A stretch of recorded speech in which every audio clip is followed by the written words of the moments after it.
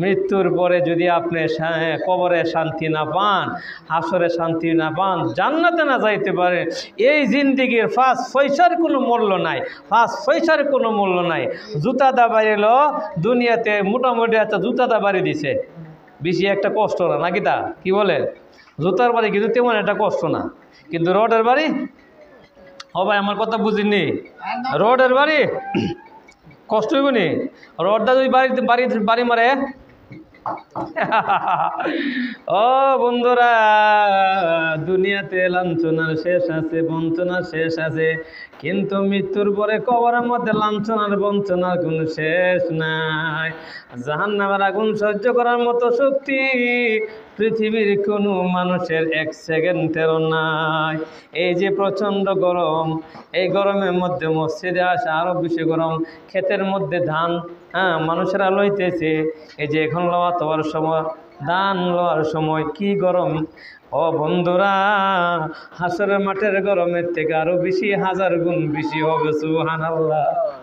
ওই গরমের চিন্তা করে কার জন্য পাগল হয়েছেন? কার জন্য? আরে যার জন্য পাগল হয়েছেন হেরে জিঙ্গায়েন, বলে তুমি আমার কবরের মধ্যে যাইবানি। আমার কথা ভালো লাগতে পারে, নাও লাগতে পারে, তারা যে কইতাছি ভালো লাগতে পারে আপনার, নাও লাগতে পারে, কিন্তু আমি কইছি।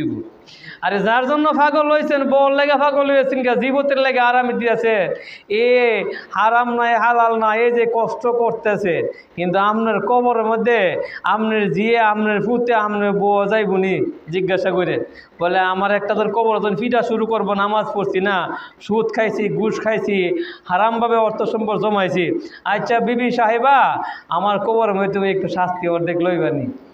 বউ রেগে আজকে জিজ্ঞাসা করবে, বউ কি উত্তরটা দে? বউকে ওইটা আমার জানার বিষয় না, নাকি দা?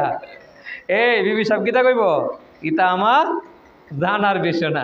তুমি কইতাই না হাওয়াইবা, কেমনে হাওয়াইবা, কামাই করা, এটা আমার জানার বিষয় না। তোমার খবর তুমি যাইবা, আমার খবর আমি যাবো। সুবহানাল্লাহ। আয় আল্লাহ।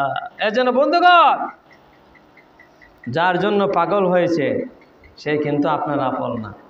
আসল আপন হইল আল্লাহ তাআলা, যিনি দুনিয়াতেও আমার সাথী ছিল, মার গর্ভের মধ্যে আমাকে লালন পালন করেছেন, দুনিয়াতে আসার পরে আমাকে খাওয়াইতেছে, আল্লাহর নাফরমানি করতেছি, আল্লাহর বন্দি করি না, এরপর আল্লাহ তাআলা আমাকে খাওয়াইতেছেন, আমাকে লালন পালন করতেছেন।